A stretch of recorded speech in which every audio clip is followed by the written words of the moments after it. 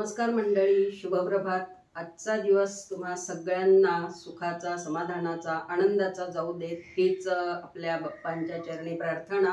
अरे सॉरी, इकडे सुद्धा आपले बाप्पा बसलेले आहेत आणि तिकडे सुद्धा आहेत, त्याच्यामुळे माझा हात तिकडे गेला। तर आपले बाप्पा जे आहेत ते इथे सुद्धा आहेत आणि ही जी फ्रेम आहे ना, तर मी अगदी समोरच्या दारासमोर लावलेली आहे। म्हणजे आपण जिथनं एंट्री करतो तर तिथे लावलेली आहे, त्यामुळे दार उघडलं, आपण बाहेरून कुठूनही आलो आणि दार उघडलं की मला समोर गणपती बाप्पांची फ्रेम दिसते आणि खूप प्रसन्न वाटते। तर त्याच्यामुळे मी मुद्दामून मग अशी ही अगदी दरवाजासमोर फ्रेम लावलेली आहे। इथे तुम्हाला दाखवतेच मी पुढे। तर आजच्या दिवसाची सुरुवात झालेली आहे। आता सकाळी छान मी आंघोळ करून घेतली, फ्रेश झाली आहे। आता नाश्ता वगैरे तयार करते आणि मग आपले दुपारचे जे कामं असतात, स्वयंपाक असते आणि बाकीही काही कामं असतात, तर त्यांना सुरुवात करते। तर चला मग पुन्हा भेटूयात आता आपण। पुढचे कामं मी कोणते करत आहे ते तुम्हाला।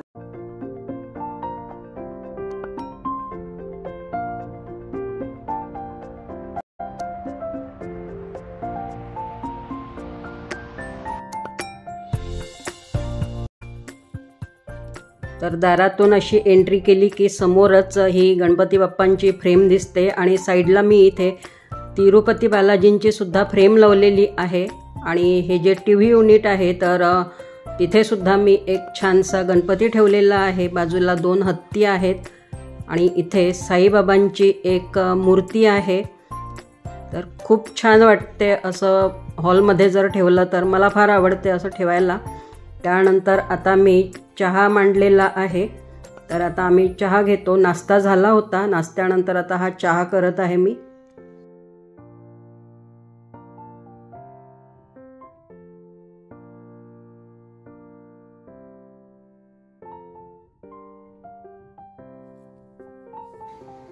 आत्ताच नाश्ता झाला आणि आता मी चहा ठेवलेला आहे। आज गरम गरम चहा प्यायची इच्छा झाली होती, तर चहा करत आहे आता मी। आणि नाश्ता पण मी काही बनवला नव्हता, तर मी चिवडा केलेला होता, तोच खाल्ला आम्ही चिवडा। हेल्दी चिवडा होता, कारण त्यामध्ये मी मखाना आणि कॉर्नफ्लेक्स वगैरे टाकलेले होते। छान असं मुरमुरे, कॉर्नफ्लेक्स आणि मखाण्याचा चिवडा तयार केलेला होता मी। जर तुम्हाला पाहिजे असेल तर मी तुमच्यासोबत त्याची सुद्धा रेसिपी शेअर करेन। तर आता चहा घेतो आणि मग भेटते तुम्हाला।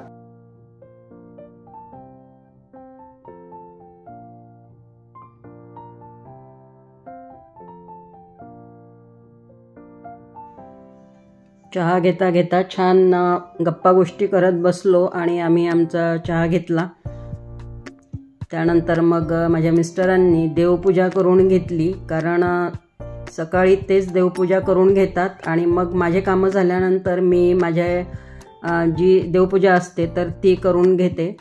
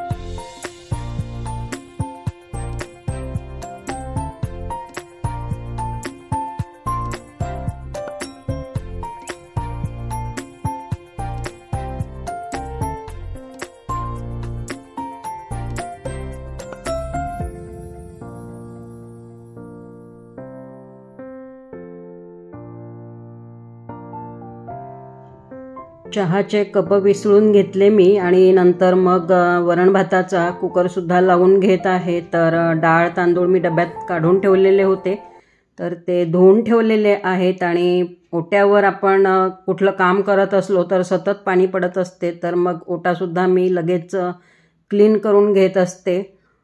त्यानंतर आता मी इथे भाजी फोडणी घालत आहे. कुकर ठेवलेला आहे मी गॅसवर वरण भाताचा आणि आता भाजी फोडणी करत आहे. तर आज मी फुलकोबीची भाजी तयार करत आहे.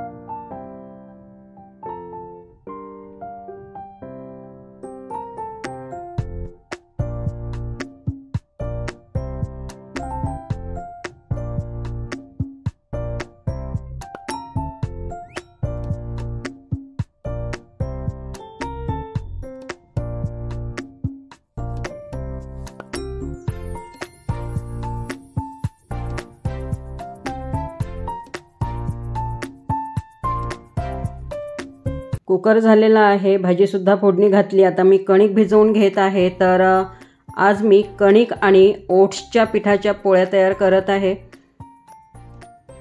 कारण मी अधेमध्ये वेगवेगळ्या पद्धतीच्या वेगवेगळ्या प्रकारच्या पोळ्या किंवा भाकरी करत असते. तर आज मी गव्हाच्या पिठामध्ये ओट्सचं पीठ घातलेलं आहे आणि समप्रमाण घ्यायचं.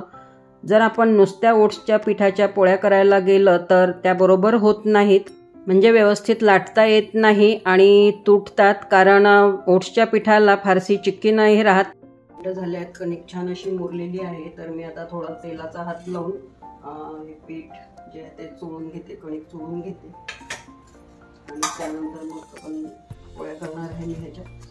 तर ओट्स आणि कणिक घालून मी ह्या पोळ्या तयार करत आहे.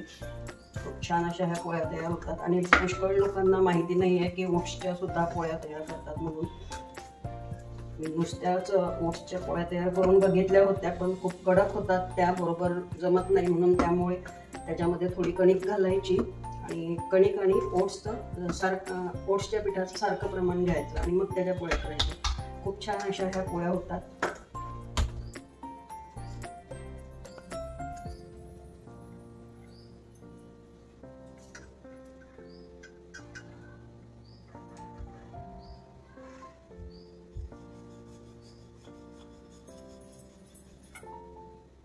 आणि मी नेहमी वेगवेगळ्या प्रकारच्या पोळ्या तयार करत असते. कधी कणकेच्या पोळ्या करते, नाहीतर मग ज्वारीच्या भाकरी, बाजरीच्या, नाचणीच्या पिठाच्या, मक्याच्या पिठाच्या, तांदळाच्या सुद्धा मी भाकरी तयार करते. आणि मग एक दिवस मल्टीग्रेन सर्व या प्रकारचे जे पिठं असतात आपल्याकडे, तर ते सर्व पिठं एकत्र करून मग त्यांच्या पोळ्या सुद्धा करते. तर अशा आपण वेगवेगळ्या पद्धतीच्या पोळ्या खायला पाहिजेत, रोज फक्त कणकीच्या न खाता.